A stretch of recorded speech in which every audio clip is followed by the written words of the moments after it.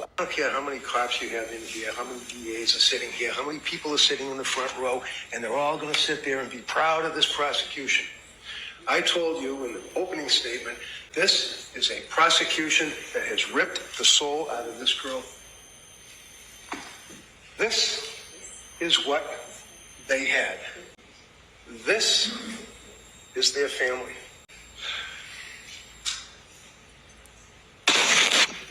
How does this turn into this? How? Because of the damn medicine and the lousy medical care that she got.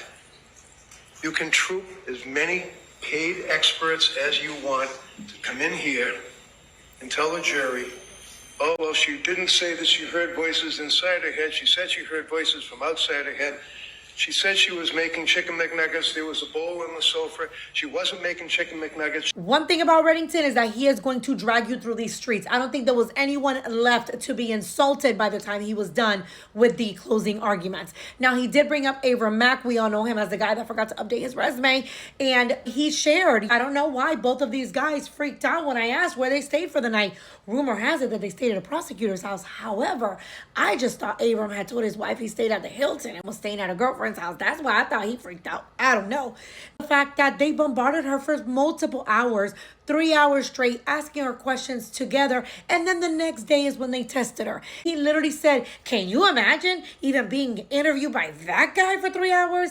No, Reddington, I can't. He also brings up the fact that the experts that were supposed to be rebuttal witnesses to the defense, well, they weren't even true experts when it came to postpartum depression and postpartum psychosis. They didn't even know what the hell they were talking about. Of course, the prosecution came out and blamed everybody and their mother. They blamed it on her because she had health insurance. She had access to good medical professionals, multiple medical professionals, and she as a nurse should have known to take medications as instructed, and yet she didn't. She told Patrick she was taking a certain amount. She told the doctor she was taking another one, and half of those pills, they were still full. She even blames her mother and says, how is it possible that you are saying that your daughter's not doing well, but then you text her, I'm so glad to see that you're doing better, but you say that it was just trying to keep her motivated. So you're lying to her? You want us to believe that you really didn't believe that she was doing well, but that's what you texted her? Her sister's a social worker and she wasn't concerned. They blamed everybody. The jurors deliberated for 3 hours and were sent home. Tomorrow, deliberation begins again. What are your thoughts on this? Now, they do have the option of first-degree murder, second-degree murder, and manslaughter because he requested that be added in. What are your thoughts?